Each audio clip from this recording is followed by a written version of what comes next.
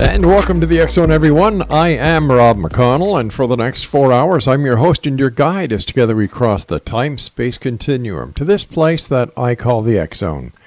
It's a place where people dare to believe and dare to be heard. It's a place where fact is fiction and fiction is reality. And the X Zone comes to you Monday through Friday from 10 p.m. Eastern until 2 a.m. Eastern, right here on the X Zone Broadcast Network and our family of broadcast affiliates right around the world. If you'd like to find out who is playing at what time, what show is playing at what time, here on the X Zone Broadcast Network, visit www.xzbn.net. And for the X Zone TV channel on SimulTV, visit www.simultv.com. That's simultv.com. And in the search engine, just type in X Zone. My guest this hour, X Zone Nation, is Preston Dennett, and we've had the pleasure of having Preston on the show numerous times in the past.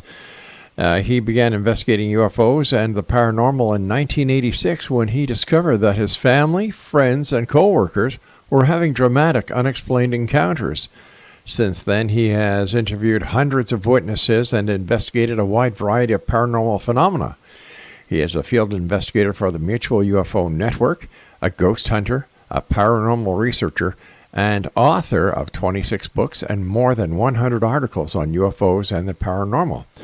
Joining me now is Preston Dennett. And Preston, welcome back to the X Zone. Great having you with us again. Hey, thanks, Rob. Glad to be here. All righty. You've got a new book that we're going to be talking about tonight. Tell us a little bit about it. Yeah, it's called Onboard UFO Experiences. Mm-hmm. It covers 15 first-hand accounts of each chapter focusing on one person who's been taken on board a craft. Right. Most of these people have had, a lifetime of experiences. Mm-hmm. That's kind of the pattern we do see. But yeah, and each of these people can tell you what it's like to be on board a UFO. Now, all the descriptions of that the different people give of the craft, do they all match, or are they different crafts with different descriptions? They match in a lot of details. Mm-hmm. They are different craft, and different types of ETs. Right. But there are some really startling corroborations. Well, can you share a few with us? Yeah, I think what I found most interesting was when people are taken into a craft, mm-hmm. Of course, we've heard a million times how they describe indirect lighting source. That's right. Pretty well known. And rounded corners, mm-hmm. no corners, this sort of thing. But another thing that I've heard over and over again is a central column. This appears almost universally. People describe this sort of pole that rises up through the center of the craft. And in terms of windows or portholes, this is also very interesting. All of them describe that the craft itself, the walls, can turn transparent. Sometimes it's just a little portion.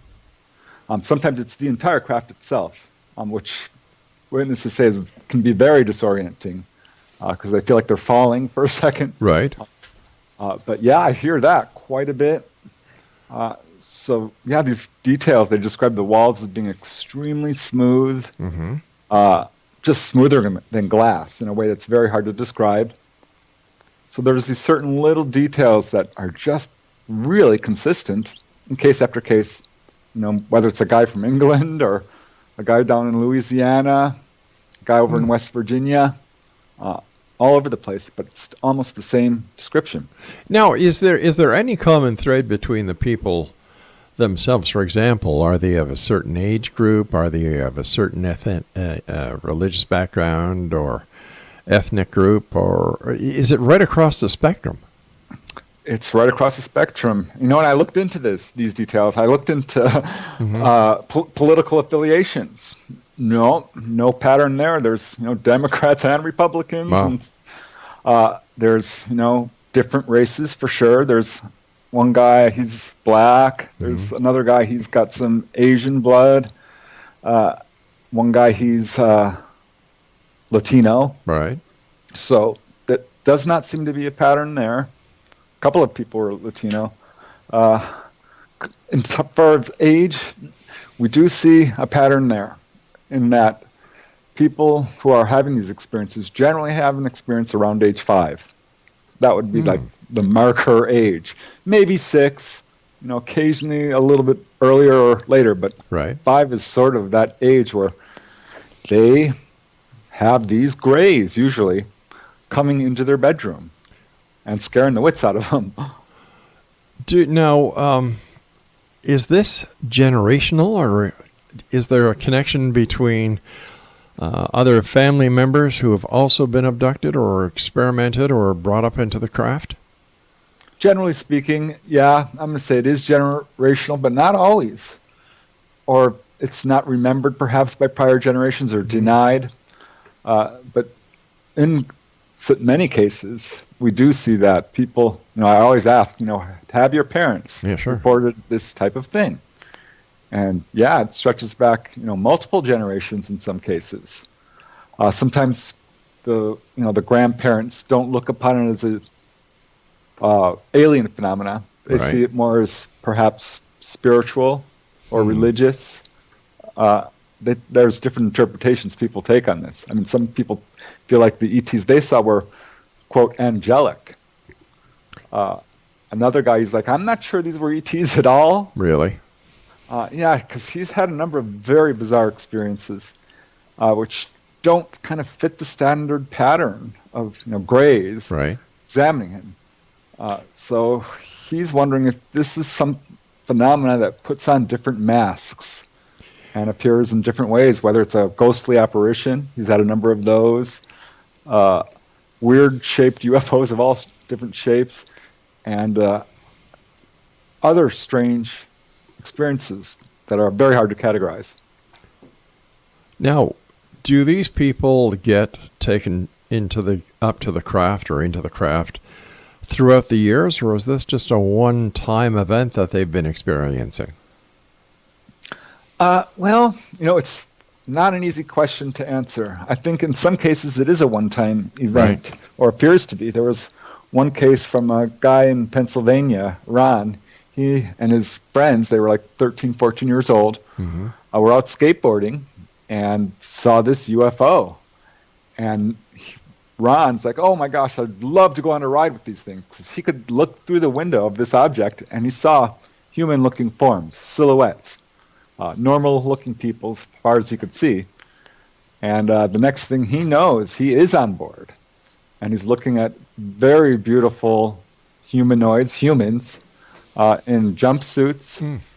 And he's sitting down on this little bench. There's an adult on either side of him who is just sitting there entranced and not talking, not moving. He tries to talk to them, but they don't answer. When these humanoids, there was a man and a woman, he said that they were very muscular, very white, very good looking, almost genetically perfect in a weird way. Blue eyes, blonde hair. Took him up to this section of the craft, which turns transparent, and then looked out at this star field. And he just kept telling himself, this is amazing. I'm actually on board this UFO. He couldn't believe it. It's something he thinks about daily. Sure. And really is the only experience he's had like this. He's had a number of close-up sightings following this, as have his family members. But this one childhood experience was like pretty much it in terms of going on board. Well, did I don't know if we can call them aliens, can the crew of the craft, did they perform any experiments on this young man? I think it's very possible, yes, because he doesn't remember the whole experience. Is that common, where people don't remember the entire experience? Yeah, in fact, it's very common. We have something called doorway amnesia. It's very unusual for people to remember actually entering the craft. They'll see one hovering over them. They might see themselves being struck by a beam of light, but rarely do they actually. I mean, here's a good case. Kim Kamen.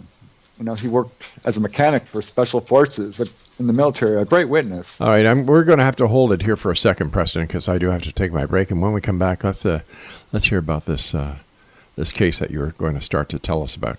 Exonation, Preston Dennett is our special guest. PrestonDennett.weebly. DENNETT.com is his website, and Preston and I will be back on the other side of this commercial break as we continue talking about Preston's newest book entitled Onboard UFO Encounters. This is the X Zone. I am Rob McConnell. Book away.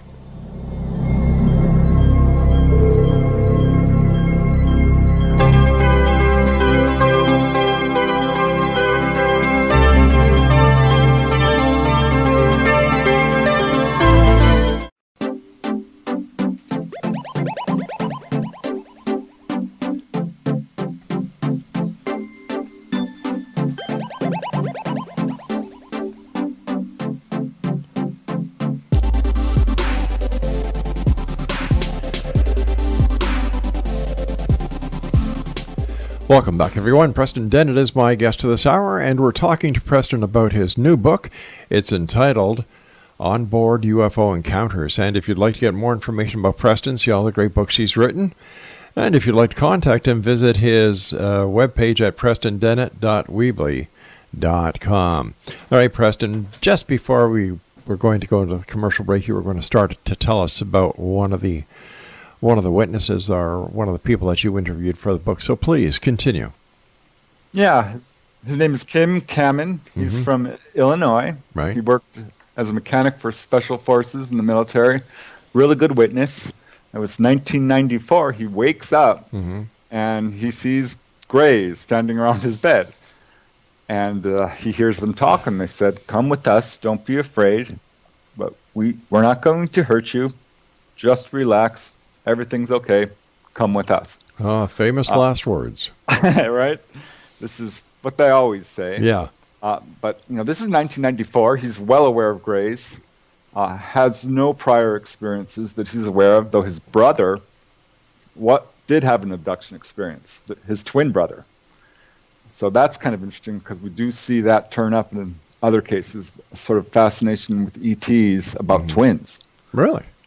Yeah. It's very strange, but they do seem to be fascinated by twins. So there's a number of twin cases in the literature, and this is definitely one of them.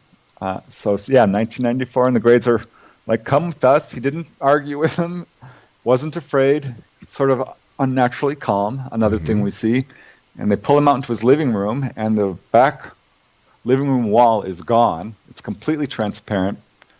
There's a UFO hovering right over the house, 20, 50 feet up. It's absolutely beautiful, covered with colored lights, which kind of entrance him. That's how they do it. I think that's what the purpose of a lot of these colored lights on UFOs are for, actually. They're necessarily sensing devices or navigation lights. I think they're to hypnotize the witness. Because that's what I keep hearing, right? They can't look away from these lights. Yeah, something that's always amazed me, you have these craft with all these lights that are blinking, and yet very few people see them except the people who are having the experience. In most cases. Yeah. There are cases, where people have an abduction experience and others around them do report UFOs at that time. And I think probably if someone's seeing a UFO, it's coming for somebody else. It could be. Hard to say. All right, so the Greys bring him into the living room, and he gets into the living room. His wall is not there for all intents and purposes, but there's the UFO hovering over him. Yep, they pull him out in the backyard. He can feel the grass on his feet, and this beam of light hits him. And boom, he's inside the craft. And this is what we call doorway amnesia. There are cases out there where people do remember being pulled upwards, a lot of them. But rarely do they see themselves actually going inside the craft. There's a break there. And that happens when people are being returned as well. And we're not quite sure what's going on there, but it's definitely curious. It's not universal, but it's pretty common. And he had a pretty much typical experience. He was laid out, examined. He remembered instruments coming down. One came for his eye, and one came for his arm. It marked a triangle on his arm, which remained for years and years. And that was basically the extent of the experience. He, remembers waking up back in bed. He immediately called his wife, who worked as a nurse, I believe, in a local hospital, and begged her to come home. She was doing the night shift. Finally, she did come home. But yeah, he was pretty freaked out about the whole thing and ended up actually going to the military doctor to get examined. And what did the military doctor find? Well, Kim told him the whole story. He's like, man, it's Grays. They did this to me. This is what I remember. And the doctor didn't bat an eye. He just looked at the mark and says, yeah, that doesn't appear psychosomatic. I can't tell you what caused it. And Kim's like, well, what am I supposed to do? And the doctor says, well, listen, you can either accept that this happened and move on, or, let it freak you out. Yeah. So basically, the doctor sounded like, he didn't say this, but he acted in a manner that said he had seen this type of thing before. That's what it sounded like, huh?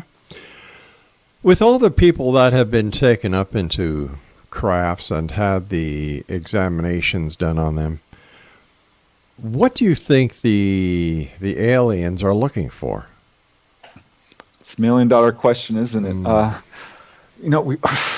Genetics, certainly, because they do seem to be very interested in the human body for whatever reason. That's the most common thing we hear, is a physical examination. And a number of people do report seeing not only hybrid babies, but being basically introduced to young adults at this point who are their children. That's what happened to Dolly from Florida. She woke up one evening. She's had a number of experiences throughout her life, and went to the kitchen to just get a drink of water or juice or something, and there was these Grays. And one's looking at her, and she's like, why do you look familiar to me? She's freaking out because she's fully conscious, and they're standing right there, 5 feet away. And he says, you know me? And she said, no, I don't. He says, yes, you do. You know me. I'm your biological son. And that, of course, freaked her out, but she looked at him, she looked at him even more closely, and she did. She could actually see, not only was he like half gray, half human, but her family resemblance in this guy. She's like, how old are you? He's like, about 25 as you would measure it, but explained to her that time flows much differently for him, and that he's, in a way, much older. Now, prior to these experiences, do a lot of these people have a set interest in UFOs, extraterrestrials? Do they like watching the television programs that focus in on ETs and UFOs, or are these just people who've never even considered the existence of UFOs or aliens before? Usually have never considered it, because it happens very early on in life. And what can happen, it can turn you either way, into an interest in the stars and this sort of thing. That's what happened with Dolly. I mean, she became very interested in astronomy and this sort of thing, and embraced her experiences, and she feels they're very positive. Whereas another lady, Lynette, no, she hates Star Trek. A number of people told me how they abhor any science fiction, Star Trek, aliens, anything like that. Well, William Shatner's acting has that effect on people. That could be part of it. That can't say, but yeah, and that's something I've heard a number of times. It's just an aversion to anything to do with this subject. Anyone who has a very strong emotional reaction to the subject is sort of a red flag, indicating could be something going on here. When these people come back, do they have full recall, or do they seem as if they've been having a dream? And do they bring anything back with them from the ship that could corroborate their stories? In terms of an artifact, bringing back a alien ashtray or something? Oh, yeah. Or a towel that says, I slept at the seedy motel. Hey, something. Oh, wait a minute. That was mine. Okay, sorry. A thread. Anything, something. But no. No way. We don't have anything like that. I did a study of cases looking for that, and there are a number of cases where people have been given rocks and stones, or that. I don't know if you remember Joe Simonton and the alien pancake. Alien pancake? Yeah, UFO had landed. This is a well-known case from, I believe it was, 60s or so. Well, that's before my time. UFO landed in Wisconsin, and the guy saw these human-looking ETs, and they gave him these pancake-type things, which ended up being, investigated by the FDA and Air Force labs, and turned out to be just normal buckwheat and things like this. So there have been a number of artifacts that turned out to be normal, or appeared to be normal. Well, we know one thing for sure, Preston. They don't have Aunt Jemima in the in the outer parts of the galaxy, do they? Guess not. So the whole alien artifact thing is very frustrating. We don't have enough proof to convince a diehard skeptic, right. I don't think. But if you're objective, and you look at the amount of evidence that's actually out there in the public arena, yes, you could prove this in a court of law, easy peasy, no problem. Well, you say that, and yet we did a challenge. I forget, 2-3 years ago, we were doing a TV show called Paranormal Court TV, and we offered to fly anyone who has had an experience who would want to present their case in a courtroom setting. There would be an honorarium, the entire gambit. No one took us up on it. Wow. Yeah, well, I know a few people who probably could. I'm not sure if they would. There's one case, I think I may have told you about this. All right, hold on, buddy. You've got it timed so well that you just start teasing me about a story, and then I've got to go to a break. So stand by. This is our news break at the bottom of the hour, X-Zone Nation. My guest this hour is Preston Dennett, and of course, Preston is a good friend of the X-Zone. And if you'd like to contact Preston, his website is www.prestondennett.weebly.com. We're talking to Preston this hour about his new book entitled On Board UFO Encounters.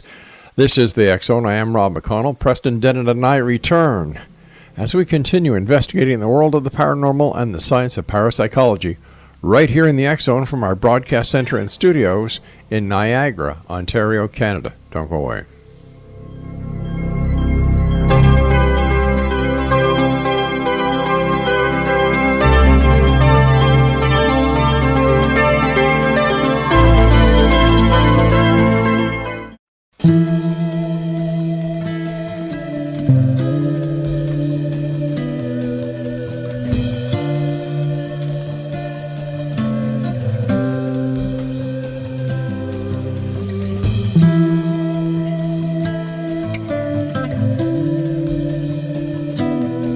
Welcome back, everyone. Preston Dennett is my special guest this hour. We're talking to Preston about his new book entitled On Board UFO.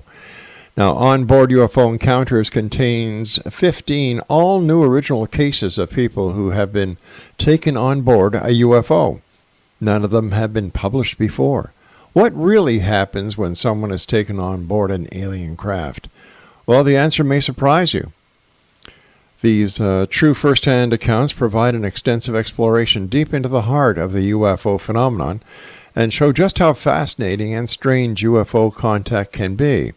A wide variety of ETs are represented, including greys, praying mantis, human-looking ETs, hybrids, humanoids of all types. 15 ordinary people, each with who have had the extraordinary experience of being taken on board UFOs, have their stories here in Preston's new book entitled On Board UFO Encounters.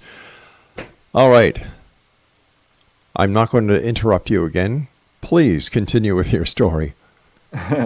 Yeah, I mean, each case does have certain amounts of evidence. Certainly the doctors that people deal with, the witnesses, that they upset the doctors in a number of these cases because they're like, well, what's this object here in your sinus cavity? You have something here in your arm. There's been unexplained healings of tumors and things like this. And people do get photographs as well. I mean, Joe Gardner, he's a guy from West Virginia, Huntington, West Virginia, who's had experiences his entire life, ongoing. And these objects, fairly recently have been coming down regularly to the point where he's able to show them to groups of people. All his friends and family have seen these things, and he's photographed them. He sent me some of these photographs, so there is evidence. I mean, you should talk to this guy. I mean, he would definitely. Some of these witnesses are very vocal about what's happened to them, and they want to let people know. All right, the photographs that Most he are sent. shy. Understandably. The photographs that this person sent you, what do they look like to you, Preston? Some are better than others, but they show what appear to be unexplained objects. One clearly shows a saucer-shaped object right up there in the sky. I wouldn't, and coupled with the fact that he's willing to put his name behind it and has a testimony about how he took the photo, to me makes it a very good photo. And he has, character witnesses and other people who were there with him at the time who saw it as well. Now, were there other people? Were any of these craft identified or targeted by radar? Were there reports in the media? Were there reports with law enforcement or the military? Generally, no. No. Sometimes these do occur during waves, and there are reports of sightings in the area. But in terms of on radar, no. At least the witnesses haven't pursued that, and I wasn't able to find radar verification on this particular incident, at least. Do they supply you with doctors' reports and affidavits? In some cases, not in all. So some cases are definitely better than others, no doubt about it. When people have an ongoing experience for their entire life, the evidence starts to build up. And to them, it becomes irrelevant, because while people are interested in knowing if this is true or not, they don't care at this point. They know it's real, and they're sometimes having a hard time with it. Well, knowing that it is real or knowing that it is a real experience depends on their beliefs. For example, just because they believe it to be real doesn't mean it is real, right? Strictly speaking, yeah, but that still doesn't make any difference to them take this guy from England, Gary, I call him. He doesn't want his name used. Okay. Is not happy with what's happening to him. Well, what's happening? He did have, grays coming to his room as a young boy. He lived in an abusive family. They didn't understand. He got no help. Finally got out of there and started living a productive life. But he was around 20 years old when he woke up and thought he was in a hospital. He had been in a few bike accidents, and had been in hospital before, but expecting to see a doctor, he did not see that. He saw a very tall gray, and he said it had no compassion for him. He was laid out on a table, and it had this big, long, sort of syringe-like needle, and it pierced his temple with it. Wow. It was very, very painful. He cursed, and he screamed at this gray, who didn't even react. Felt like he was just a lab rat or at the kennel or something. And says these guys don't believe in anesthesia. He's got nothing but bad names for them. And woke up the next morning immediately upset and rushes to the bathroom and looks in the mirror, and there's, sure enough, a wound in his head, a red puncture wound. So is that proof? Hard to say it, but he definitely relates it to this experience. Well, you see, I would have considered it proof if he would have gone to the doctor and said, hey, listen, you're going to think I'm nuts, but this is what I think happened. Can you check that hole in my head and tell me what it is? Yeah, well, that's what, Jim Schaefer, is that his name?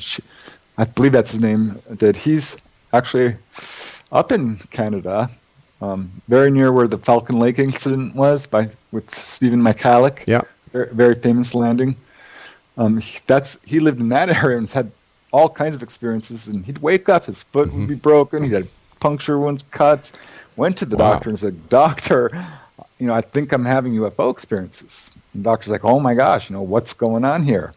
And so he was very forthright with his doctors and was diagnosed with cancer, actually, and had the tumor disappear overnight. He was, this is prior to having scheduled surgery, about a week or two away. Goes to the doctors for his surgery, and they're like, "Oh my God, what happened?" And he was explained, I think it was the ETs. He doesn't remember, but he had missing time. And they're like, "Wow," and they They removed, they did the operation anyway because there was necrotic tissue, but found no cancer, and wrote in his file, miraculous healing. He showed me the pictures. He showed me the file. So, yeah, I mean, is that proof? Very close to it. I mean, and there's other cases with outstanding medical evidence. I think medical evidence is some of the best evidence we have. If it is substantiated with a doctor's report, I agree. And the witness is willing to come forward, and and have the whole thing reviewed. Right. But we've got landing trace cases as well, which are pretty impressive. I mean, the whole Rendlesham Forest incident, that has some impressive landing trace cases. Except when you get Colonel Halt and the other boys talking about it, their stories contradict each other now.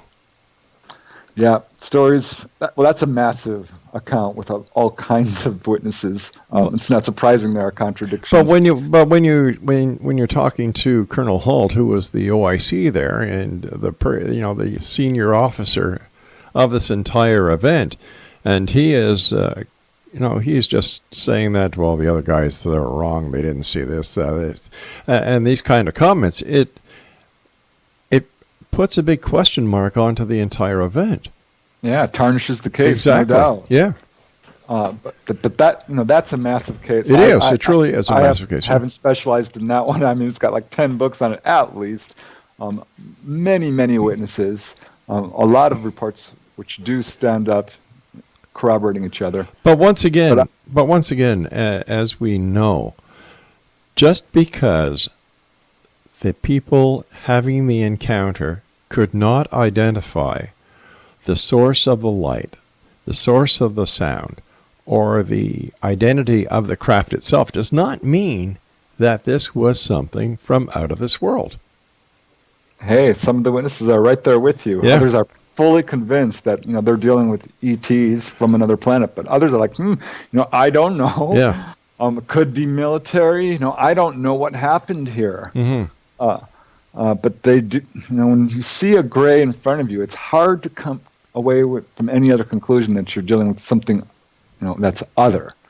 In the case of Gary, he had one of these things in his house, and this has happened before, and usually he just blacks out. Well, he sees this thing, he runs up to it and chokes it, grabs it by the neck, and this thing starts telepathically screaming at him, "Get off, get off, get off," and its arms are windmilling all over the place, and then boom, something hits him from behind and he blacks out. But that's not the only case where people have attacked grays and been successful for at least a few minutes. Okay, but here's another question. Do they ever come back with anything under their fingernails from scratching these grays or from fighting with these grays? Yeah, we need more forensic investigation to follow, an immediate UFO abduction event, which we're not getting that kind of money and attention put towards this. I'm not trained for that. Right. I'm a bookkeeper. I'm doing the best I can. I've been doing this for 35 years practically. So things are getting better. I think we are building up and we've got a giant database for sure. Right. But as far as what you're looking for, solid. All right, I'm asking for the impossible. I know I am. But hey, listen. Alien body. I'd love to see one of those. All right, listen. You and I have to take our final break for this hour. Indexo Nation, our good friend Preston Dennett is with us tonight. We're talking to Preston about his new book that's entitled On Board UFO Encounters, and visit his website at www.prestondennett.weebly.com. I'll be back on the other side of this break as we wrap up this hour here in the X Zone with yours truly, Rob McConnell, my special guest, Preston Dennett, as we continue searching for the truth. It's out there. We just have to find it. I'll be back. Don't go away.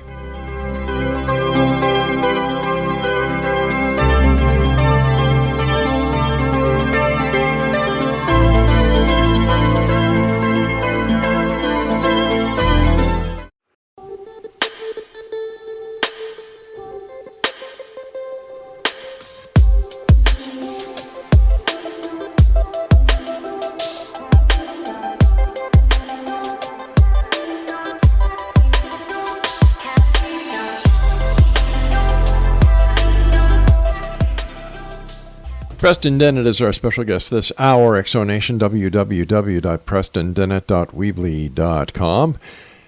He's got a new book out to add to his collection of books that he has written over the years. And by the way, he is a great author. I love reading his books. This one is entitled Onboard UFO Encounters. And again, www.weebly.com. PrestonDennett.weebly.com. Preston, when these people are taken, are there any reports of them not coming back?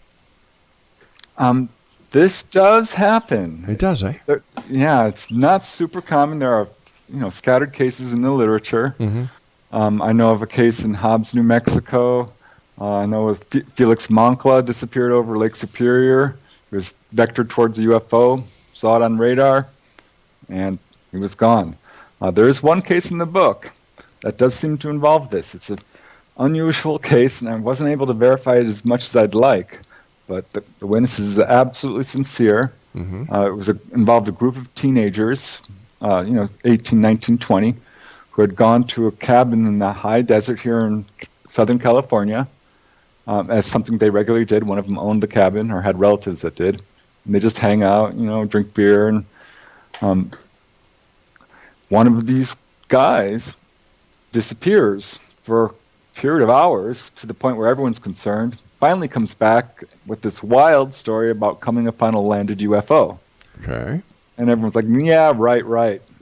Now, the guy I talked to, Tony, knew this guy well, knew that he wasn't the kind of guy who kidded. His name was Paul. And Paul's like, no, honest to God, they were very nice. They looked mostly human, but he described sort of a hybrid gray. Right. Said the ship was very clean. He was invited on board. They told him they're studying this area. It was all white. They wore white uniforms. It was all a pleasant experience. It was very quick. And they invited him to go with them. And he's like, I don't think I don't think so. And they said, well, we're going to come back here in a year on this day. And if you want to come with us, show up. And so this is the story he told. And everyone's like, yeah, right.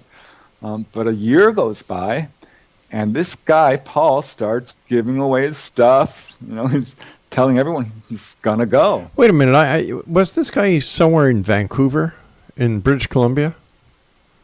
No, this is here in Southern California. Okay, because there's a similar story that was covered by the CBC up here, and it parallels what you're telling me.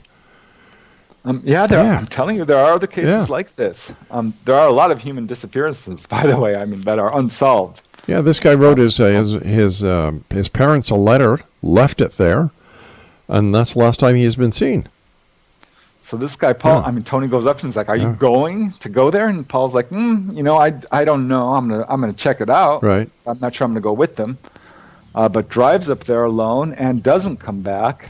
So Tony, his friends, and Paul's family all go up there and find his car. The keys are in it.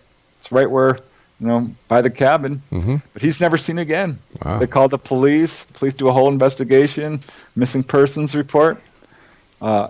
No one was accused of anything because it was pretty clear what must have happened. He disappeared himself, whether on a UFO or what have you. We don't know. On purpose, yeah. Listen, since you and I last talked, there's been a lot of controversy about the USS Nimitz and the Tic Tac. What's your take on it?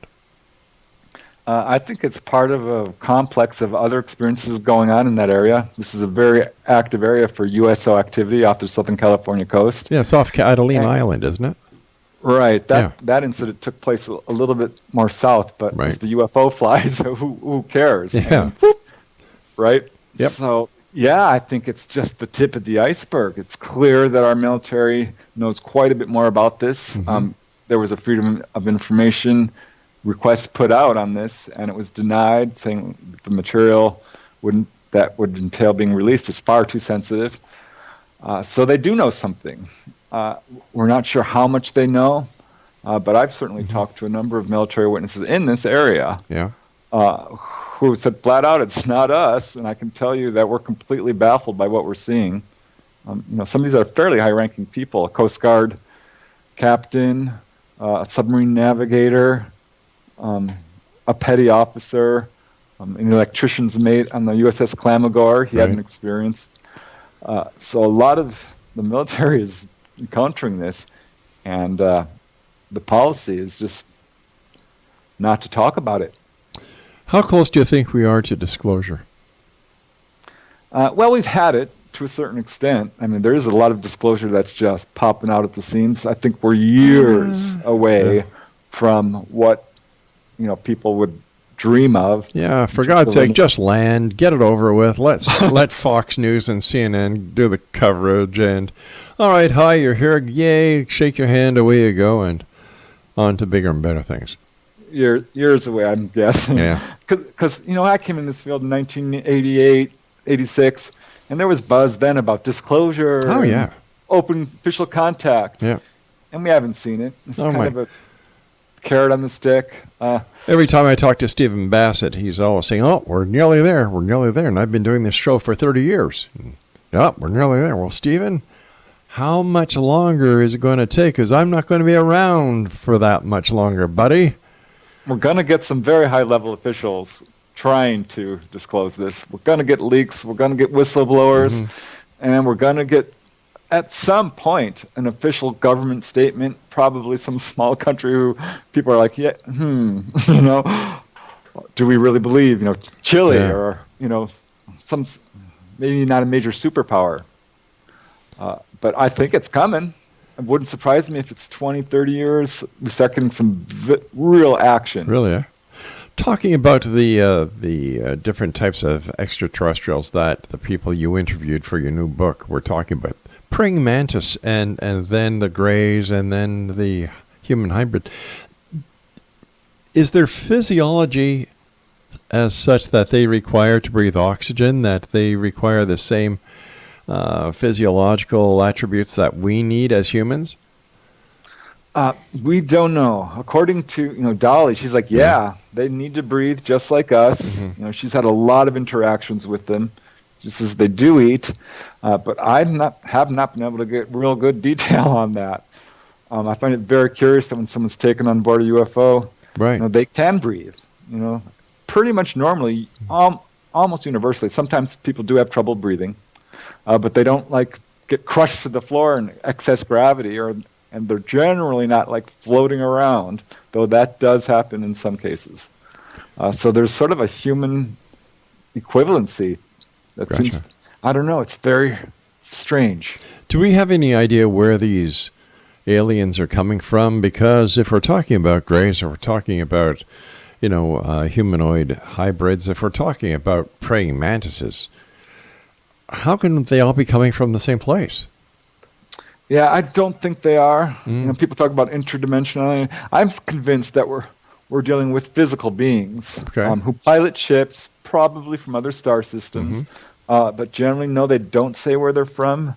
In one case, Ann Witherspoon, she's from the Midwest. She, I believe it was Indiana. She's had a lot of experiences, and one was fully conscious. A gray came right into her bedroom and said, "We need to talk. I love you," it told her. Wow. Which really got her attention. And it held up these little brass-looking discs and said, "This is where we're from." And there were markings on the discs that looked like a sort of a solar system.